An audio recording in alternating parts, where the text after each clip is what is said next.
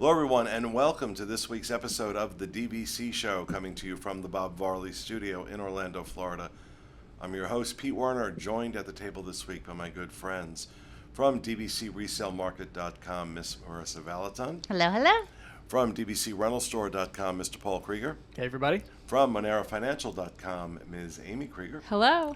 And our producer this week from BigFatPanda.com, Mr. John Sakari. How are you, everyone? And just a reminder, this show is brought to you, along with all of our DVC content, brought to you by the world of DVC, which includes DVCResaleMarket.com for your resale contracts, DVCRentalStore.com to rent out your points or rent points if you want to try before you buy, and MoneroFinancial.com, the crack dealers of the DVC world that make it so easy to get financing for your next DVC resale contract. So please, if you enjoy our content, show your support our sponsors. All right, this week we're going to talk about the dreaded ROFR and how to avoid it. Some tips for how to avoid ROFR. Now, if you're not sure what I'm talking about, ROFR is Right of First Refusal. Disney Vacation Club has the right to buy back a contract before a resale contract is sold to you. And lately, they've been buying back a lot. And every month, DVCResaleMarket.com publishes their Right of First Refusal report telling you which ones they had bought back from the ones they've been trying to sell. And every month, it's kind of eye-opening to see it. And we see this, if you head over to the DVC fan Facebook group on Facebook, we hear the stories all the time. Disney bought back my Boulder Ridge. Disney brought back my Copper Creek. Disney bought back this. They bought back that. It happens all the time, more and more. So we thought we'd talk about some ways that you might be able to avoid right of first refusal. So I'm going to open it up to the experts here. How do we avoid it? Expert. Let me tell you. So I think, and Paul has actually taken over the job of writing these blogs every single month. So they're super, super helpful. But if you go to DVCResaleMarket.com and just type in ROFR, ROFR, into the search, you'll see every single blog that we've ever written. So you can see the charts and the trends. So in the past, and I would say in my 5 years working with the resale market, I like to pride myself on being able to go through and say, if you're around here, if we follow this trend and you're around here and you put in this offer, you should have a pretty decent chance of passing right of first refusal. Versus if you go at this price, you very likely will not pass. I will say in the last 3 months, I have no idea what Disney's doing. There is no pattern, there's no rhyme or reason. So just to give you a little insight, like on a contract, Disney can take a 200-point contract and they can divide it and resell it into 4 50-point contracts. Or, 8 50-point contracts. Let me do math today. 8 50-point contracts. So they don't need to buy small contracts, which typically have a premium price attached to them. They don't need to buy small contracts because they can get a steal of a deal at a larger contract and then divide it up and resell them that way. Last month alone, 3 of my members who bought 25-point contracts were bought back. They bought back a Bay Lake Tower at $184 per point. Versus they let some Bay Lake Towers pass at $160 per point. So there was just literally no pattern. So I think it's time to really start strategizing and look at other ways to avoid right of first refusal versus the traditional method, which is watching the market, doing your research, because that is not necessarily going to get you past right of first refusal. And there's people out there that read the ROFR report and stuff like that, and they go, "Oh, Disney must be up to something. There's something they're doing." I've looked at this thing long enough now that it's like, I don't think there's a plan. I don't think there's any real pattern or anything like that emerging because it, like Marissa said, it's just so all over the place in terms of what they buy, where they buy, how many points they buy. It's also like, one person. Yes. There's one person in the celebration office. I know her. Who isn't in the office all the time, but she's the only one doing this. So it's not like this committee sits around and they go, so do you this think algorithm. You think she gets drunk? She's bored this week. How could she stir the pot? She was out on vacation and there was like a massive backup, and that's where I realized that she was the only one. She's very nice, but yeah. But she's tipping a little bit. Now we're all in like, trouble, oh, Pete. you know what, today, Saratoga Spring, yeah, I'll buy that. I don't know. I mean, because, I say Saratoga Springs. Saratoga Springs is the one last month that they bought back in droves. Mm-hmm. And the weird thing, again, though, is that normally previously in normal times, this would correlate with what they were selling in terms of what was we've talked about it before on the show, what's a good drop product. So what's a nice next tier down for a sales associate to sort of offer if someone wants to pass on the active selling resorts like Riviera or Grand Floridian. And Saratoga historically has been one of those. But when you actually look at direct sales over the course of the past month, Saratoga and Old Key West are not selling Some that of the great. lowest ones. Yeah. And they're the highest ones being bought back. So they're not using it as a drop product. Yeah. Yeah. Which is why we're so puzzled. And originally when I saw Old Key West being bought back, I thought a lot of it was to flip from 2042 to 2057. But they're buying back 2057s. extended contracts that cost more in some cases. Yeah. And I'm really surprised by that as well. I think right now one of the big things is to look at the resort, because that is determining, a lot of what's being bought back. There are resorts that are pretty safe bets right now that aren't going to get ROFR'd. Like anything that's actively selling, like Grand Floridian, Alani, Riviera, they don't typically buy those back. So another one is Polynesian. And so I know there's like kind of the looming question of the new Polynesian tower and all of that. However, if you go to our economics blog, which we post every quarter, Polynesian is the best bang for your buck. And a lot of people don't realize that because they go, well, Polynesian is a monorail resort, right? It's one of Disney's premium. If you take the purchase price of Polynesian, deduct or divide out the years left on the membership, which it goes till 2066, and you add in the dues, which are right there in the middle, it's your best overall value DVC resort. Now, it has dethroned Saratoga for the last two quarters. Saratoga was the winner on that, and people still think it's Saratoga. But Polynesian has actually beat it out the last 2 quarters. So if you're looking to say, I want a really great DVC product, which who doesn't love Polynesian, right?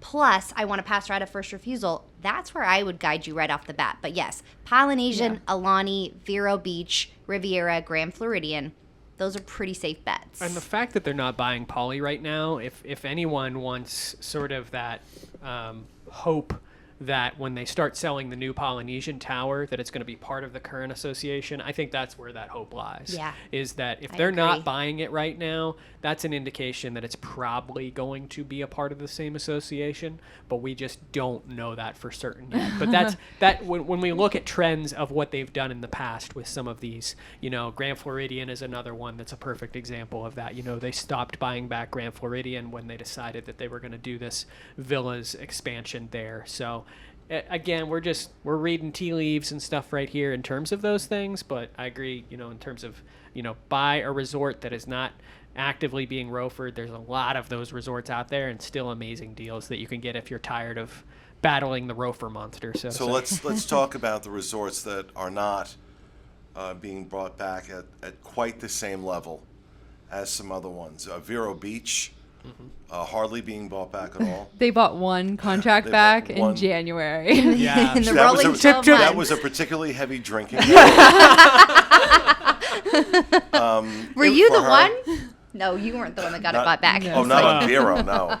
No. It was great, especially doing these reports. That was great because so many things on the reports have to change just because they bought that one Vero Beach contract back. Like Call you've us got to to make change. 8 new charts. Yeah, you've got different cells and all these things, and I'm like, come on, what? You really needed that Vero Beach contract? Followed after Vero Beach by Boulder Ridge. There were 16 bought back last month at Boulder Ridge, 28 at Copper Creek, 35 at Beach Club, 38 at Boardwalk. Yep, and those are on the year, so that's total On the for year, the year. For the year. Then we jump up to 66 for Bay Lake Tower. Those are a little bit more popular to get bought back. You're in more dangerous territory. Animal Kingdom Lodge, 95 have been bought back this year. Old Key West, 126 And then, of course, Saratoga Springs. I don't know what's going on at Saratoga. Yeah. 242 contracts purchased back. Now, I know one of the Boulder Ridge contracts bought back was mine. Well, they tried to buy it back, and then I snatched it back and said, "No, I'm not letting you buy it." They bought it back, and you said, "No, I'm buying it back from you." Well, no, because I had a reservation attached to it. I didn't realize, and so they were like, "Oh, we got to do something about this." I'm like, "Ah, screw you! I'm taking it. I'm not selling it to you." You don't get it.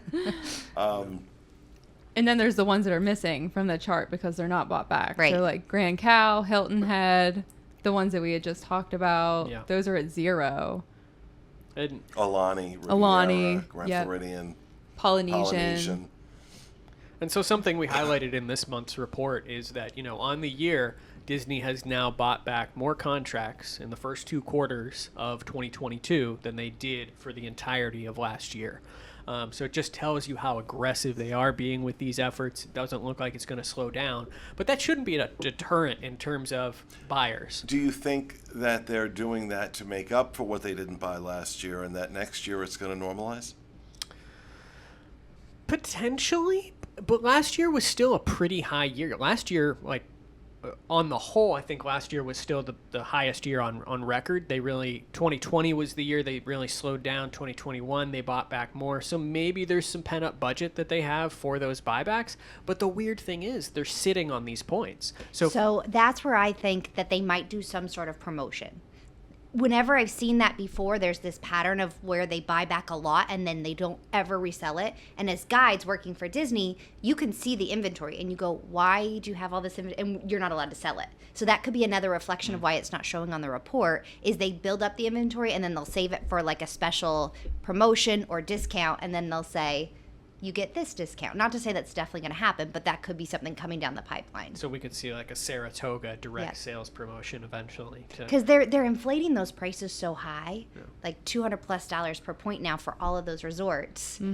So Yeah. I could see them potentially adding a nice, like maybe $10 or $20 per point discount. And keep in mind that, when Disney buys back these, my understanding is that when they're sitting on these points, they're the ones then responsible for all of the annual dues.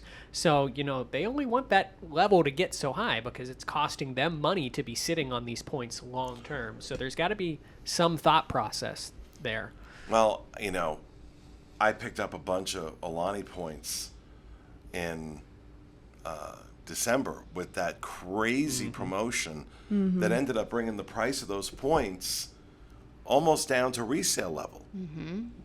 Very close to resale level. So I wonder if they're going to start, because the promotions since then have not been that as good as that one in December was. So I wonder if, December is now going to be the month for like crazy promotions. Maybe, yeah. I think another thing to consider, obviously there's not enough of these for everybody, but if you see an international seller, Disney doesn't typically take those contracts back. I think there's a little bit extra. I don't know, Marissa, if you can speak to that. There's a little extra work. There is. On so their end. with an international seller, they have to pay what's called a FERPTA tax to the U.S. government. So it's a 15% tax. Kind of like it's the same as like if you had a house and you weren't a U.S. citizen. If you sell that house, you owe the government the tax money for that sale. So most sellers, if they're not making a huge profit, can recoup some of that tax. But they have to show that the buyer has a tax ID number or is a U.S. citizen. So with Disney, that's just one extra form where they're going to have to put like their business EIN number into, or they don't really want to bother with that because it probably then they'd have to pay their lawyers to do that. So they're like, why bother with one form that for most buyers, it's a very simple, it's part of your closing costs or your closing documents. So it's very, very simple. So it is a good key. And a lot of our agents can filter through and find those. My first contract ever, resale, was a Boulder Ridge 270 point contract. That's the one they tried to buy back that I said, no, I'm keeping it. That was a FERPTA. Yeah. It was an international seller. And I got that for, I want to say, $85 a point. Yeah. That was like 3 years ago. And still, what a great deal. What a great deal. But they didn't buy it back because I was worried about that. Yeah. I was assured, no, they're not buying this one back. It's FERPTA. So yeah. Yeah, and I think overall, one of the biggest takeaways here is, if you're a buyer and you're beginning to get frustrated with the ROFR process, there are multiple options for you in this realm. And, work with your agent, ask the questions so that you can hopefully pass this. Granted, it is up in the air. It's a coin flip, it feels like these days in terms of what passes. But, I hopefully some of these ideas are going to help you down that path of actually getting over that hump. Are contracts from international sellers marked specifically on the website? They are. So we don't have a filter process, so reach out to one of our agents to help you kind of filter that. They only make up about 5% of our total listings, but they'll say it. If it doesn't say anything at the bottom of the listing, then it's a U.S. seller. But if it's noted at the bottom of the listing that it's an international seller, that's where it would be noted, right there at the bottom. So that's one of the things you want to look for Yep. as you're looking for contracts. If you notice it's an international seller, that is going to have a higher chance of passing right of first refusal versus another one. Do you feel like most buyers are just getting comfortable with this new world of ROFR that we're in now, and they're just like, okay, try again. Okay, try again. There are. So, I have a few who were on, I had to call them today, and we're on, round 5. And they want Saratoga. So, it's tough, right? Because we keep on trying and trying. So, we've worked out a couple of strategies. Some people are getting discouraged, and I think some people look at the report before they even have bought to begin with. And they look at the report, which I'm glad we're doing this show, because it's that, fear of the big bad ROFR monster. I'm not going to even try. And I think another kind of strategy is going a little higher in price. So if you look, Disney does have kind of a limit where they go, and they won't go a little higher than certain prices. So those are the contracts don't be afraid of, especially if it has banked 2021 or current 2022. Even if you're not using the points, because you can take those, reach out to Paul and his team, and they can rent those points for $18 a point, right? Yep. So if you're taking that drops your price per point, $18 a point or $36 per point. Yeah. Then you're well below any sort of deal you could have gotten to begin with. You get that money back. It might take an extra step, but then you're getting past the ROFR monster in the end. Yeah, they're only going to pay so much for a contract. And that's why Grand Cal doesn't get ROFR'd, because the price point's too high that the margin isn't there for them to make any money. But it's like buying back used cars. They've got to be able to get a certain value. Right. For right, because if they're buying resell. back at 135 and turning around and selling for 200, that's a good profit. Yep. yeah. That's a good profit. But, as you say, they sit on this inventory. I can't imagine how much they must be sitting on right now. No. And what are they going to do with that? They got to sell it. They got to sell it. But those now become direct points. Yep. Those now become direct points. Yep. So, interesting. John, any questions since you're going through this process? No, I mean, I'm doing it direct because I want to be on their, the direct list. But then I'll do this process, yeah. Okay. All right, well, there you have it. That's some guidance for you on how to avoid the ROFR monster when buying a resale contract. We hope it helps, and good luck. But, you had mentioned that, you're on round 5 with this one client. Right. It doesn't, it pisses people off when it gets bought back, but it doesn't discourage them. They go Right. back. They try again. It becomes a game almost. It becomes a game. I feel bad for the people that I see that now got bought back again. I feel bad for them. But We'll figure it out. Yeah, We'll find a and- contract. You had mentioned early in the show there's a lot of people on the DVC fan Facebook group that sort of track their ROFRs. I also wanted to put a plug out there for disboards.com. There is a right of first refusal thread that goes quarterly where people are also tracking that, just so that you can, between that, the ROFR report, talking to your sales agent, you have multiple different opportunities to sort of make sure that when you put in an offer, it is going to be the best chance possible to pass right of first refusal. So I think that's a huge one also to add to the resource bucket list. all right. Well, there you have it. Hope that helps, and good luck. Good luck not getting bought back. That's going to do it for our show for this week. We hope you enjoyed it. We'll see you again next week with another episode of the DVC Show. Have a great week, folks.